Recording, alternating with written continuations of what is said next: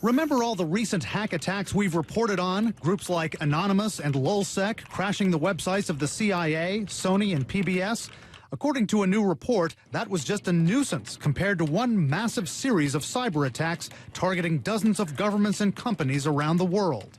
Really what we're witnessing is the largest transfer of wealth, the form of intellectual property in history. We spoke with Dmitry Alperovich from the cybersecurity firm McAfee Incorporated, who discovered the attacks he calls Operation Shady RAT. Who were the targets of this attack?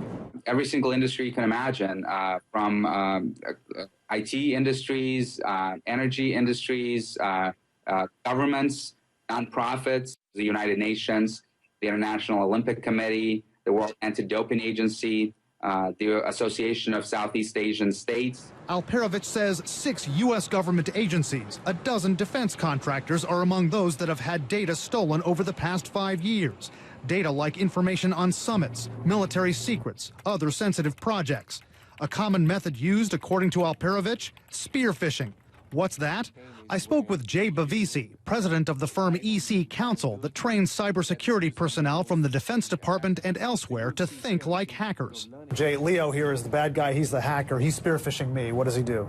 So what Leo is doing is actually sending you an email. Right. Here's my email. I'm getting it. Looks like it's from someone I know, right? Exactly. It's from someone you know. It's a very harmless email asking you to click on the link. And if you were to click this link, it's going to download a piece of malicious software on your computer. And hackers sometimes use your personal email to get in. Bavisi says what the hackers are counting on is me as an employee using my work-issued computer to access my personal email.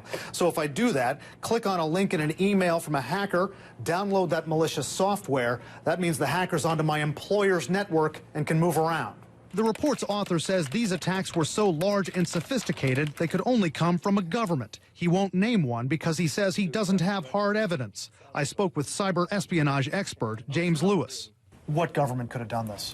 There's only a few countries that could pull this off. You can narrow it down to 2, China and Russia. And when you look at the target list that's all in Asia, you have to think China. Who else spies on Taiwan? The report lays out a circumstantial frame that could point to China. The fact that the the fact that the hackers actually targeted several Asian governments, that American defense contractors were targeted, and the fact that none of the targets are in China.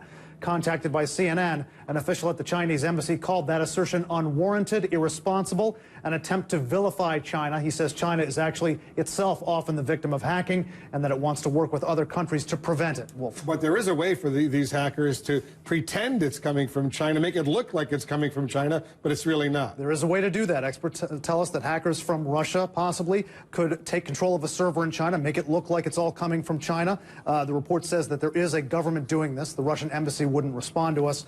The target list, though, when you look at it, it does look more like targets that China would be interested in hacking.